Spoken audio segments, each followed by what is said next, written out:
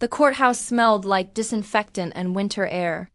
That faint metallic chill that seeps through the walls no matter how tightly you close the doors. I sat at the end of a long oak table, hands folded on my lap, pretending to listen as the lawyer read through the legal formalities of my father's will. My mother sat to my left, a black glove still on her right hand as though she'd forgotten which part of the funeral was over. Across from us, Ethan leaned back in his chair, his usual half-smile in place, the one that had always gotten him out of everything from parking tickets to apologies. He was tapping his fingers against the table, out of rhythm with the lawyer's monotone voice. It made me want to scream. The property at 315 Waverly Avenue, along with all associated furnishings, assets, and accounts, are to be transferred to the sole possession of Ethan James Bennett. The words came out smooth, clinical. I didn't move. I don't think I even blinked. Ethan smiled politely, the kind of smile meant for photographs. My mother gave a small nod, relief, or approval. I couldn't tell. My father's voice echoed in my head from a time when the house was still full of noise. Everything will be fair, Liv. I promise you that. You and Ethan both. But fairness wasn't in this room. I waited for my name. Waited for the sentence that began with Olivia Bennett will receive. It didn't come. The lawyer cleared his throat, flipping to the final page. And a bequest of $5,000 to Olivia Ann Bennett, to be distributed upon closure of the estate. $5,000. Less than the car Ethan drove to the funeral. The silence that followed felt like a physical thing, dense and heavy. I stared at the document, at the neat, formal signature that claimed to be my father's. The pen strokes were right, but too careful. My father's hands had trembled near the end. These didn't. I swallowed. The room was too bright, the air too dry. Is that all? I asked quietly. The lawyer hesitated. He looked at my mother, then back at me. That's all that was stipulated in the final revision. Revision? The word scraped my throat. Yes, executed 2 weeks before his passing. 2 weeks. When my father could barely hold a spoon, I glanced at my mother. She kept her eyes on her gloved hands. Your father wanted to make sure everything was simple, Olivia, she said. He didn't want conflict. Conflict. That was her word for theft. Ethan shifted in his chair, voice smooth as silk. Come on, Liv. You know, Dad always said the house was too big for you. You live downtown. You don't even want to deal with all that maintenance. The words buzzed in my ears. I could hear my pulse in my neck. I wanted to say something sharp, something clean, but my voice betrayed me. He also said we'd decide together, Ethan smiled. We did. The lawyer closed his folder. If there are no objections, we can proceed with the notarization. I laughed, a sound I didn't recognize, short and hollow. No objections, I said. Not yet. Outside, the snow had started again, soft flakes settling on the courthouse steps. I stood there too long, staring at the line of footprints that blurred into slush. My reflection in the glass doors looked pale, almost transparent, like I was fading out of my own story. Ethan came out behind me, adjusting his coat collar. Don't make this a thing, Liv. Mom's been through enough. Mom, he always used her as a shield. She forged his signature, I said. My voice was low, almost steady. He laughed, light, dismissive. Jesus, Liv. That's messed up. You really think Mom would do that? I looked at him. Yes. Something flickered in his expression, the smallest crack, before the charm came back. You're tired. Take a vacation or something. I'll handle the paperwork. And just like that, he walked away. That night, I found the box my father had left me, the only thing not itemized in the will. It was small, unmarked, just a plain wooden box with a brass latch. Inside, his old fountain pen, 2 folded letters, and a house key. The pen still smelled faintly of ink and cedar. One letter had my name. The other didn't. I opened mine first. His handwriting, shaky, but his Liv. If you're reading this, it means I couldn't fix everything in time. I wanted to. You were always the one who held us together. I'm sorry for that burden. The key is for you, for whatever you choose next. Don't let them tell you what's yours. I read it 3 times. Then looked at the second letter, unaddressed. I didn't open it, not yet. The snow kept falling outside my apartment window. I sat there until morning, holding that letter like it was a map out of something I hadn't known how to escape. The next morning, the city looked washed out, that flat gray tone between storms, when the streets glisten and the air smells like cold metal. I didn't sleep. The letter lay open on my coffee table, the key resting beside it. I must have picked it up and set it down 100 times. A key to what, exactly? The old family house on Waverly Avenue had supposedly gone to Ethan, that's what the will said. But my father's letter didn't sound like a man surrendering. It sounded like a man trying to give me back something quietly stolen. At 7:14 a.m., I grabbed my coat, keys, and coffee in a travel mug that still smelled faintly like burnt hazelnut.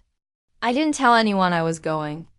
The drive out to Waverly took 40 minutes, long enough for my doubts to talk themselves in circles. Every street sign felt like a question. What if you're wrong? What if you just can't let go? But the closer I got, the stronger another voice grew. What if you're right? The house looked the same from the outside. A 2-story colonial with white shutters, a porch swing that hadn't moved in years, and a magnolia tree that had always bloomed too early. I'd parked on the street. The windows were dark, curtains drawn. Ethan had said he was handling things, which usually meant selling, draining, erasing. The key fit perfectly in the lock. That sound, the soft click of tumblers turning, hit harder than I expected. Like a small act of rebellion. Inside, the air was stale, a mix of dust and old cologne. The last time I'd been here was the night before Dad went into hospice. I'd packed him an overnight bag while Mom paced, muttering about appearances. The furniture was still covered in sheets. Ghosts of a life paused mid-scene. In the living room, I found the framed family photo from the summer before college, all of us smiling too hard, squinting against the sun. Ethan's arm around me, Dad's hand on my shoulder, Mom's pearls catching the light. We'd looked happy. But even then, I'd felt like a guest in someone else's story. In Dad's office, the air felt heavier. His desk was exactly as I remembered, papers in perfect order, pens lined in a row, and his old tape recorder on the corner. I pressed play. Static, then his voice. Double quotes dash testament ... division draft 2. Olivia, if you find this, don't let them... The tape cut off. I froze. I pressed rewind. Play again. Same thing. The sentence ended mid-word, swallowed by static. But I knew that tone. That edge of fear in his voice, rare for him, but unmistakable. I looked through the desk drawers, folders, medical bills, a small black notebook labeled accounts. Half the entries were crossed out. Half were initials, EBMBL. Under the last page, taped to the inside cover, was a deposit slip. A large sum withdrawn from a joint account, mine and Dad's, date, 2 weeks before he died, signature, mine. Except it wasn't. My breath caught. They'd used my name. My bank access. I sat there a long time, the notebook open on my lap, trying to process the edges of betrayal that kept surfacing like broken glass. At 10:52, my phone buzzed. A message from Mom. Don't go to the house. It's too painful for all of us. Come for dinner instead. Ethan will be there. I almost laughed. Too late. I spent the rest of the day documenting everything, taking photos, scanning the note, the signature, the deposit slip. The nurse in me, the part that lived on documentation, clarity, and proof, took over. By evening, I had a file. A small one, but enough to make me feel less like a ghost and more like someone with a spine again. When I got back to my apartment, I finally opened the second letter. The unaddressed one. It wasn't from Dad, it was from Mom. If you find this before we talk, I need you to understand. This family has always needed you more than you've needed us. Your father never saw that. Ethan isn't built for responsibility. You are. That's why this arrangement is what's best. Don't make this harder than it has to be. I stared at the page until the ink blurred. Best, she'd written. For who? I folded the letter back up carefully, placed it in the box, and locked it in my desk drawer. My heart wasn't breaking anymore. It was recalibrating. That night I couldn't sleep. I kept replaying my father's half-finished message, the way his voice cracked before the static swallowed him. So I did something I hadn't done in years. I called Julia. She was my old mentor from nursing school, the closest thing I had to a sister who'd never lied to me. She answered on the second ring. Liv, Jesus, it's 2 in the morning. Are you okay? I just found something, I whispered. I think my mom and Ethan forged the will, and maybe something else. A pause, then her voice softened. You're sure? I found proof, sort of. Then don't confront them yet. Document everything, make copies, keep it all somewhere safe. I exhaled. I already did. That's my girl. Her tone, calm, steady, anchored me. Listen, Liv, people like them count on your silence. They think your kindness makes you predictable. Prove them wrong. That was Julia. No pity, just truth. The next morning I did exactly that. I filed a quiet inquiry with the estate lawyer, asking for authentication of the final will and the notarized signature. The response was polite, non-committal, but I saw the hesitation between the lines. Later, I drove past Mom's townhouse. Her blinds were half closed, lights still on though it was noon. Ethan's car sat in the driveway. For a long time, I just watched from the curb. Not out of fear, but calculation. For the first time, I wasn't reacting. I was planning. When I got home, I opened my father's letter again. The ink had bled slightly from the fold, the words faint but clear. Don't let them tell you what's yours. I read it until the meaning settled somewhere deep and steady. Then I picked up my phone and called a friend from the hospital, a medical social worker who'd once mentioned her cousin worked in estate law. Can you connect me? I asked. Her tone sharpened. Is something wrong? Not yet, I said. But it will be. By the end of that week, the air in the city had changed. The heat wave broke, replaced by wind that carried the smell of wet asphalt and something colder, like change or warning. I hadn't told my mother I'd been to the house. She called twice, left one voicemail that began with "sweetheart" and ended with "don't make this ugly." I didn't call back. Instead, I met the estate lawyer Thomas Keene in a glass office overlooking downtown. He was polite in that practiced way lawyers are, but when I handed him the folder, he took it with both hands, like it mattered. I'd like to verify the notarization on my father's final will, I said. He frowned slightly. Is there a concern about authenticity? I'm not sure, I lied. I just found some discrepancies. He flipped through the pages, then paused at the signature. Who was present for this signing? My mother, my brother, and apparently me. His eyes lifted. Apparently? That's not my signature, Mr. Keene. He looked back at the page, then at me again, longer this time. You're certain? I'm a nurse, I said. I sign my name 20 times a day. I'd recognize the shape of it even in a nightmare. He closed the folder slowly. I'll run this through verification, but Miss Grant. Olivia, I said. Olivia, he nodded. If what you're suggesting is true, we're not talking about a clerical error. This would constitute deliberate fraud. His words landed like a pulse in my chest. Fraud. Finally, someone had said it out loud. I left his office shaking, not from fear, but from the sheer weight of being believed. On the walk back, I passed the coffee shop I used to visit after shifts. I sat outside, ordered nothing, just watched people. The city felt both familiar and foreign, like I'd lived here for years without really seeing it. My phone buzzed again.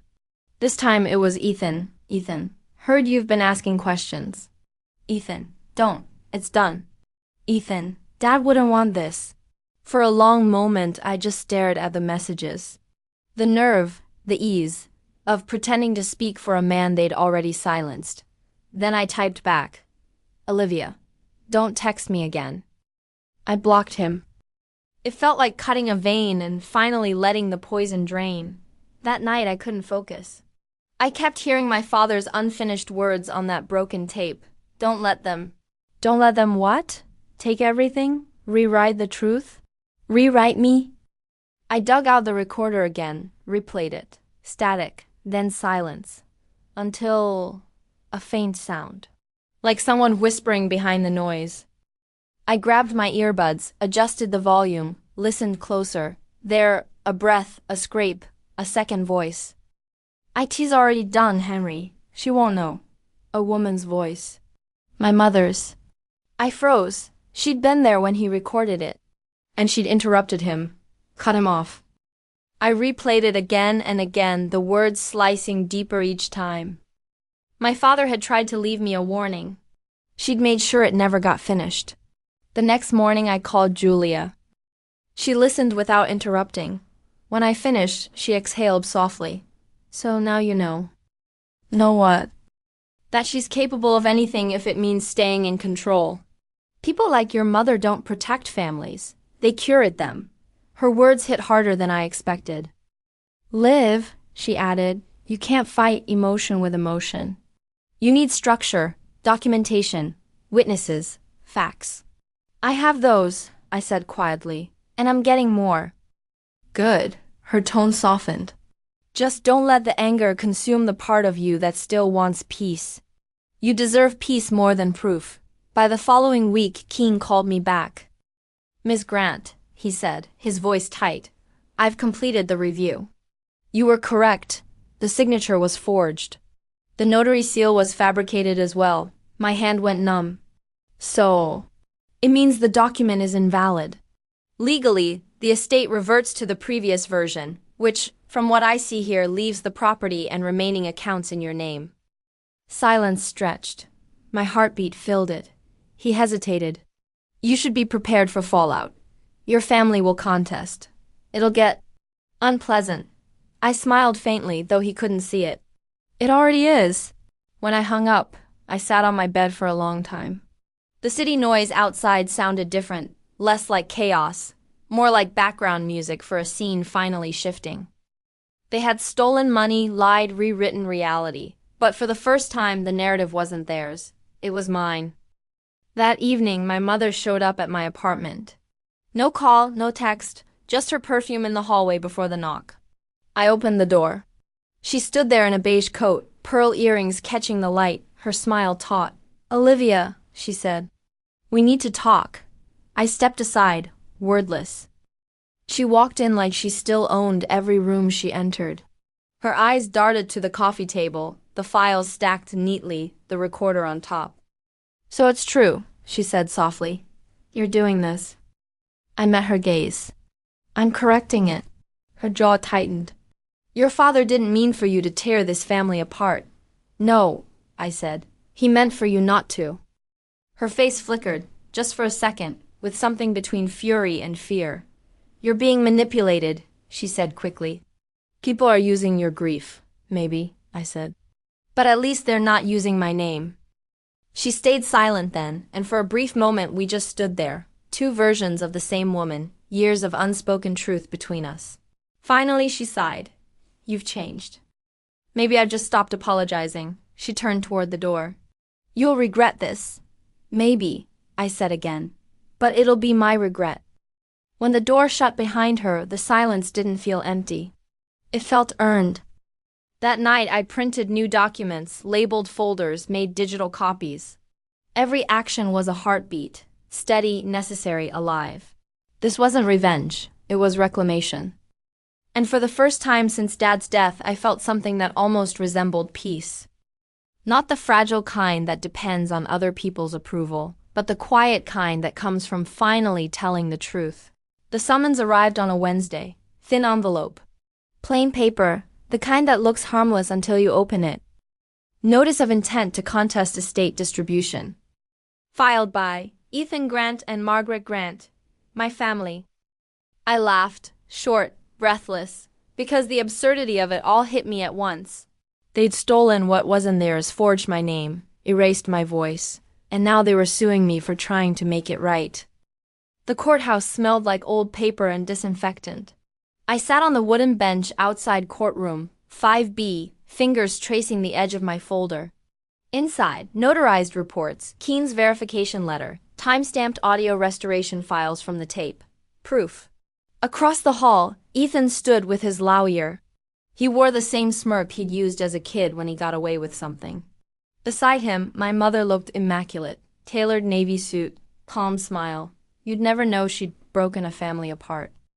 When her eyes met mine, she gave the faintest shake of her head. A warning. A final attempt at control.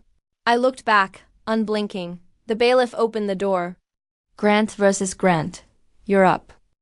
Inside, the room felt colder than I expected. Judge Harmon, gray hair, steel expression, flipped through the file. We're here regarding contestation of the late Henry Grant's estate. Counsel, proceed. Ethan's attorney rose first. Polished, rehearsed. He spoke about confusion during the grieving process, about documents misunderstood, about intentions not malicious, merely miscommunicated. It was all theater, then Keene stood. Calm, measured, devastating. He presented the forged documents, the falsified seal, the recording restoration confirming my mother's interference. He didn't dramatize it, just facts, clean and sharp as surgical instruments. When the audio played, the courtroom went silent. "It's already done, Henry. She won't know." My mother's voice filled the air like smoke. I didn't look at her. I looked at the judge. He paused the playback, adjusted his glasses, then said quietly, "That's quite enough." When it was my turn to speak, my throat felt dry, but my voice came out steady. "I'm not here for money," I said. "I'm here because my father trusted me to protect what he built, and because truth deserves witnesses." I caught Ethan's eye. For the first time, his confidence cracked. "My family taught me that love means loyalty," I continued. "But loyalty without respect isn't love, it's obedience." And I finally stopped confusing the two. For a moment, no one moved. Then the judge nodded once. "I'll review the evidence. This court will reconvene next week." Outside, rain had started. Not a storm, just slow, deliberate drops tapping against glass. Ethan and my mother walked past me without a word. But as she passed, she whispered, "You think you've won. You haven't seen what losing feels like yet." I turned to her. "No, Mom, I just stopped pretending that you were winning." That night, I sat by the window with the city lights reflected in the glass. My phone buzzed, a new email from Keene. Subject: Preliminary review outcome. Olivia, the court has acknowledged fraud and frozen contested assets pending final ruling. You'll have interim control of the trust. I stared at the screen, heart calm, not joy, not triumph, just clarity. My father's legacy wasn't wealth, it was principle. And I'd finally protected it, days blurred. News of the case leaked, local press, whispers among neighbors. "The Grants," they said, "family torn apart by greed." I stopped reading. Some stories write themselves better without my interference. But one evening an email came that I did open. A journalist, someone I'd met years ago at a charity clinic. She'd heard about the case, wanted to talk about financial abuse within families, about silence and power. "Would you go on record?" she asked. I thought about it all night. About exposure, about dignity, about how truth, once spoken, stops belonging to you. The next morning I replied, "Yes, but not as a victim." The article came out a week later. When family becomes the debt you can't repay, a nurse's quiet fight for justice. It wasn't sensational, it was careful, human. It made people think. And somehow that felt more like justice than any verdict could. When the final ruling arrived, it was a single page. All assets revert to Olivia Grant, fraud proven. No criminal charges filed, contingent on full restitution. Meaning they kept their freedom, I kept my peace. I didn't call them, didn't gloat, didn't celebrate. I just went to the lake where my father used to take us as kids, and I sat by the water. Wind in my hair, mud under my shoes, light dancing across the surface, I played the restored tape one last time. My father's voice, faint but real, saying, "Take care of what matters most, live." For the first time, I knew what he meant. The next month, I resigned from the hospital. I used part of the settlement to start something new. A foundation offering legal and mental health support to nurses and caregivers exploited by families or employers. The Grant Trust. Not in memory of him. In reclamation of myself. It's strange how peace arrives quietly. No applause. No closure speech. Just stillness, sunlight on your skin, and the faint relief of not having to explain yourself anymore. Sometimes I still pass the courthouse on my way downtown. I don't look up. That story's done. Now, when people ask how I found the strength, I tell them, it wasn't strength. It was exhaustion turned into direction. And that's the truth, not the version they wrote. Not the version I was taught to live. Mine. 6 months passed. It was late summer, the kind where mornings smell faintly of wet grass and the air feels like a second skin. The foundation had grown faster than I'd imagined. What started as a small support network, 2 other nurses and an old laptop, became an office with bright windows, pale wooden floors, and a kettle that never stopped boiling. We helped people who'd been underpaid, silenced, drained, the kind of invisible exhaustion I knew too well. Every time I sat across from someone describing the same kind of betrayal, I saw a reflection of who I used to be, but I didn't flinch anymore. I listened, I understood. And when I spoke, my voice didn't shake. There's a photo on the wall, one of the lake from that last day with my father. The horizon looks endless, but if you stare long enough, you notice the small ripples near the shore, like breathing. People say healing looks like movement, like leaving. Mine looked like staying with myself finally. I saw Ethan once. Outside a coffee shop, phone in hand, suit immaculate as ever. He noticed me but didn't call out. Our eyes met for a second that lasted an eternity, a silent exchange of everything that didn't need to be said. There was guilt in his expression, maybe shame, but I didn't feel anger, only distance. He was a character from an old story, one I'd stopped rereading. In October, I received a letter, handwritten, unfamiliar. Inside a check. Large, no note, just a signature. Margaret G. Restitution, I guessed.